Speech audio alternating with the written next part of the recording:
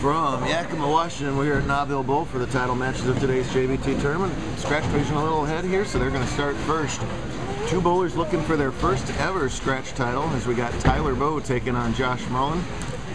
Josh has absolutely dominated this tournament straight from game one, but Tyler Bowe has dominated the stepladder so far, so one of those two streaks will stop here in the title match.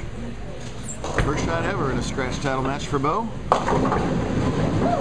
And breaks up that split. Josh has already struck in the first. Tyler just got by Tanner Spacey, yesterday's champion, in a really exciting semifinal match.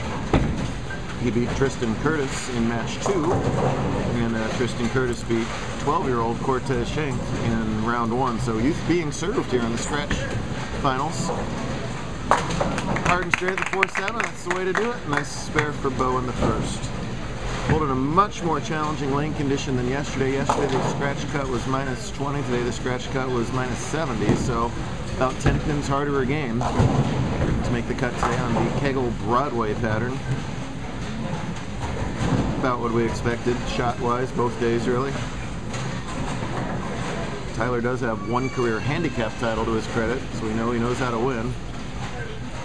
Does a lot of traveling on tour, had to travel to get that title. He won it down in Tucson, Arizona, where we'll be next week, so a little bit of good karma for him there. Good shot there, just a pin shy, leaves that 4.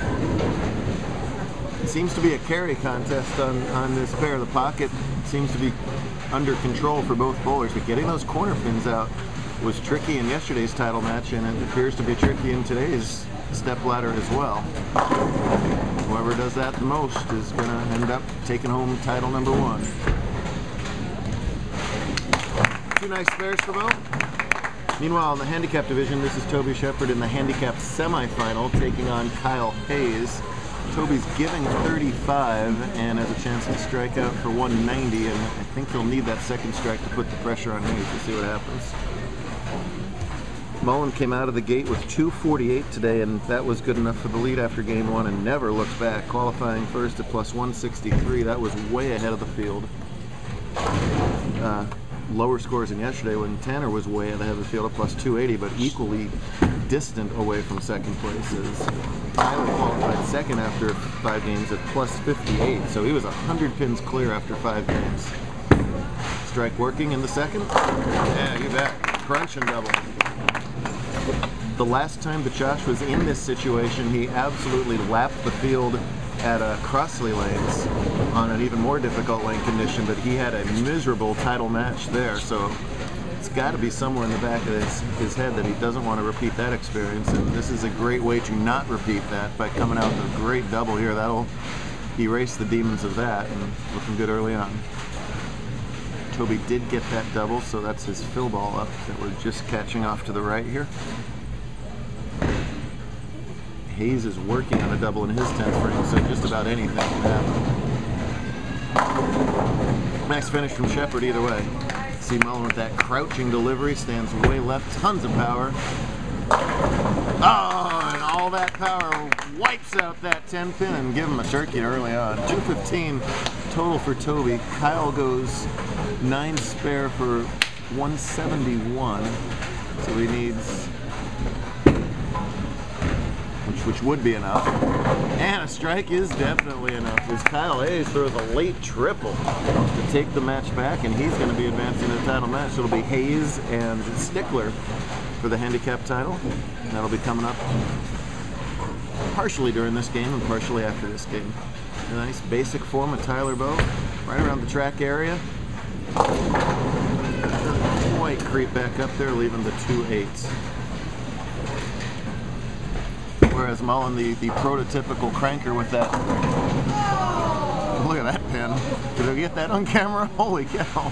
That pin did a 520 or something there. Mullen, a typical crank with the high backswing and big rotation at the bottom of the swing. Tyler, much more a typical down and in type player. So he's going to be controlling the pocket and just trying to repeat shots, whereas Mullen trying to create area on the lane. Nice job with the spare from Bowe. Spare to open up.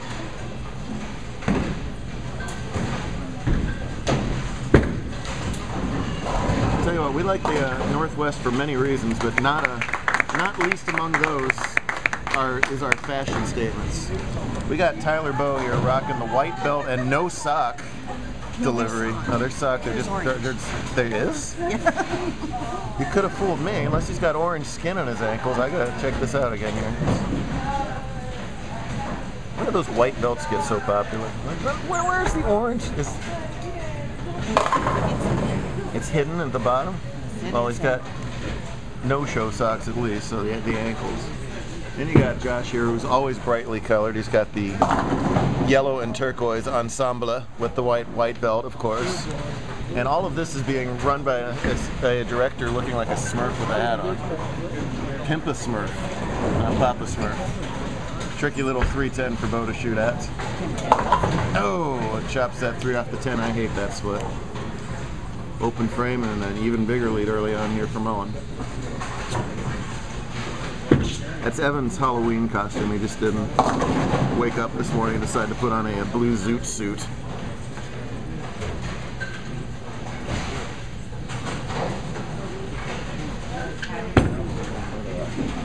I see that. Another great shot from Mullen. Make it 4 in a row to open up. He's almost at what he shot in that unfortunate game at Crossley, so totally different situation here. He's got one other title match that was also a second place finish to Rebecca Ruggiero in Portland, so far looking like the third time's going to be the charm for Mullen. Let's see if he can open up with a 5-bagger.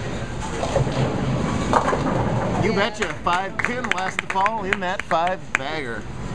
Brilliant start for Josh.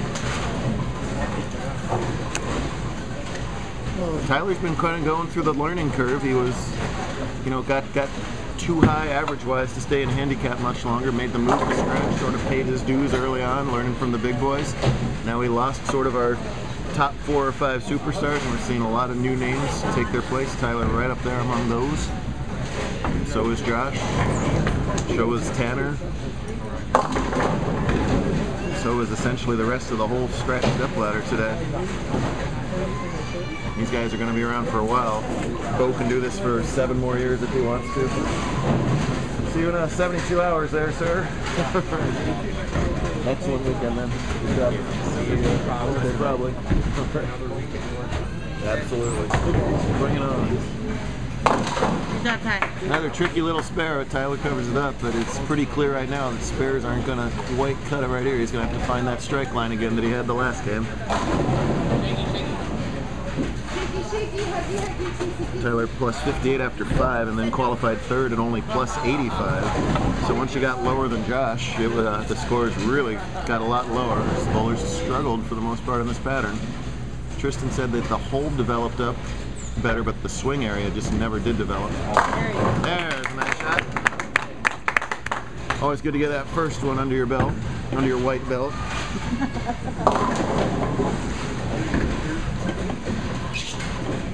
Whatever the case may be. Quiet, Peanut Gallery.